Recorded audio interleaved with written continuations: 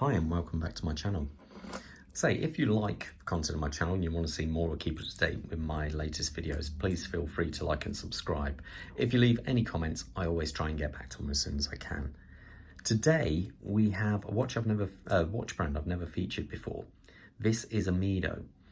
I used to see these a lot when I lived out in Asia, but you don't see them so much in Europe, I find. So this is quite different for me.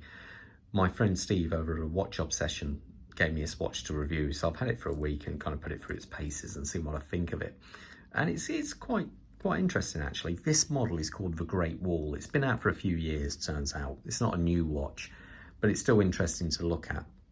The specs on this watch are 42 case size, fraction under 12mm, making it quite a slim watch really, and 49 lug to lug. It's a bit more on the dressy side. Let's have a look at that dial. Now the dial is quite interesting. This is the cross hatching in the centre is where they kind of get their design language, I suppose. It's relevant to the Great Wall. I do like the fact that you've got these different levels, and I love these nice, highly polished hour markers and the 12 and 6 o'clock and the hands. I love the way they catch the light, and I do find it makes for quite an interesting dial. Even down to the minute track being a bit more of a polished surface, so you get certain reflections off that. Well, I'd say polished, more satin really. I find the hands also quite interesting. I like this black spine they have running down on my fire. It's quite and just really contrasts with the stark white. So I do find it quite interesting. You do have the loom running down the centre of the hands. Unfortunately, that is the only loom on the watch. So but there again, this is after all more of a dressier watch, and it does a good job of what it has there. Day-date complication, but the big thing on this watch is what it says down there, chronometer. So this actually has an ETA chronometer spec movement. So what I mean by that is I think it's -4 +6, but this watch actually performs a lot better than that. So it is actually, that's where your money's going, and you can see that on the back of a watch here. That ETA is a 28362, so it's actually quite interesting. It's quite a good movement, and that's say this watch was over £1,000 when you've, which for Mido is making it a little bit more pricier than your standard ones. The crystal there is sapphire. Occasionally you can see slight blue haze to it, which is the R coating.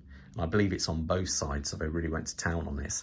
The case itself, they carry on with this Great Wall kind of language with these on here to try and make them look like brickwork. Obviously a nice polished dial, a polished screw down case back display case. It is screwed down but with 4 screws, and their own signature rotor on the back of that ETA movement. Now, it's a bit strange on this one. It's one of these bracelets which is in the end links are integral to the case. Now what I mean by it is not just the lugs, but the center as well. That is all in case, so you can't do anything with that. So what that means is you're pretty well tied to this bracelet only.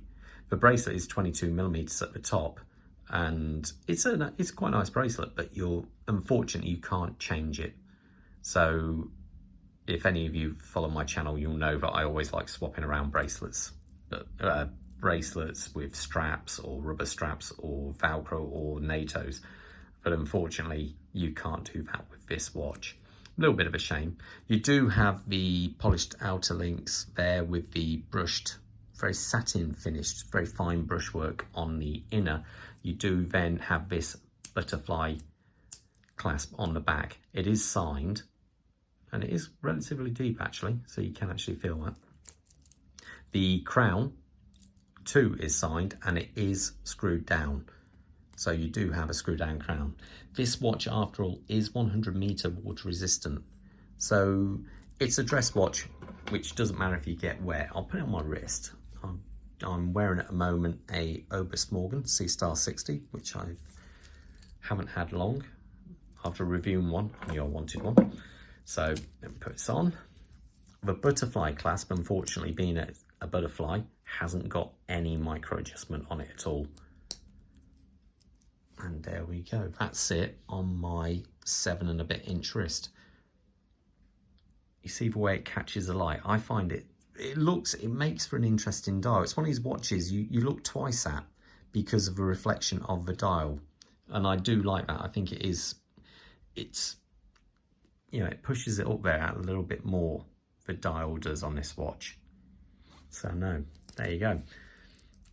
I don't know if any of you guys have got any Mido watches. How do you find them?